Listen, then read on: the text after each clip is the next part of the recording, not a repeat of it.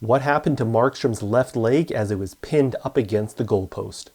Welcome back, everyone. My name is Dr. Stephen Wilson, and the purpose of this channel is to analyze the science of sports injuries. So if that's the type of content that interests you, then please consider liking and subscribing to this channel.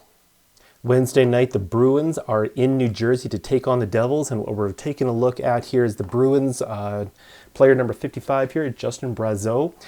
He is going to cut towards the net, and he's going to make contact with Devils goalie Jacob Markstrom.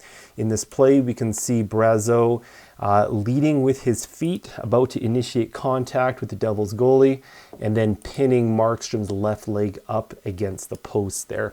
There's another view here in a second that's going to get us a better indication of what area of Markstrom's leg was injured and stressed here on the play. So again, we see number 55 of the Bruins. He's cutting into the middle.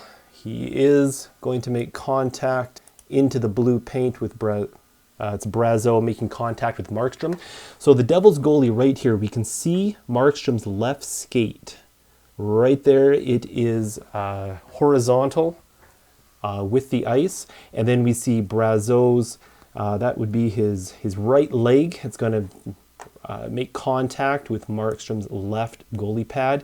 And there's the contact, and that actually pushes Markstrom's leg and his skate. We can see it almost vertical now, parallel with the goalpost, perpendicular with the ice surface here.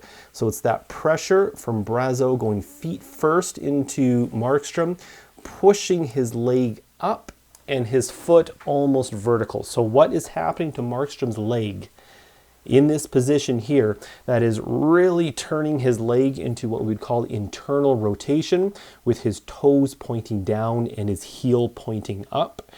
And then the further momentum of Brazeau into the net and into Markstrom's leg is going to further bend Markstrom's leg into internal rotation from his hip.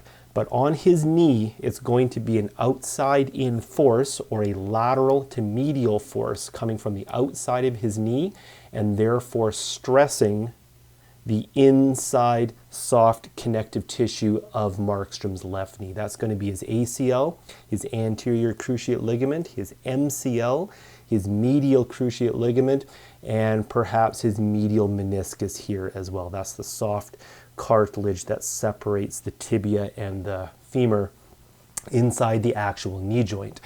So it's that lateral to medial stress with the significant amount of internal rotation into Markstrom's leg from the Bruins player colliding heavily with his left leg there. Markstrom's left knee is going to be injured. He's likely to miss time here, and he will need diagnostic imaging to further assess the exact extent of the injury to his left knee. We're going to correlate that with the anatomy screen here so we can further appreciate exactly what we are looking at in Markstrom's left knee.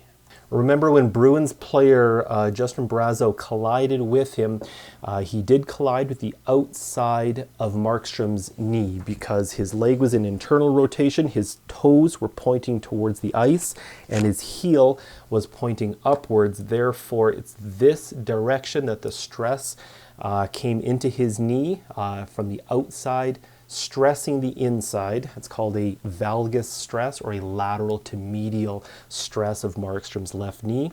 It's going to compress the outside and it's going to tension the inside. So it's going to stretch his medial collateral ligament.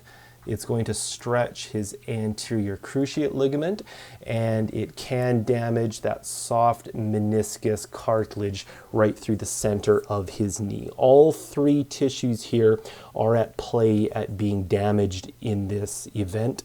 Markstrom will likely miss time. He will undergo diagnostic imaging in order to further evaluate the exact extent of the damage to which exact tissue in his left knee. Thank you very much for watching. I do appreciate your time. Please have a great night.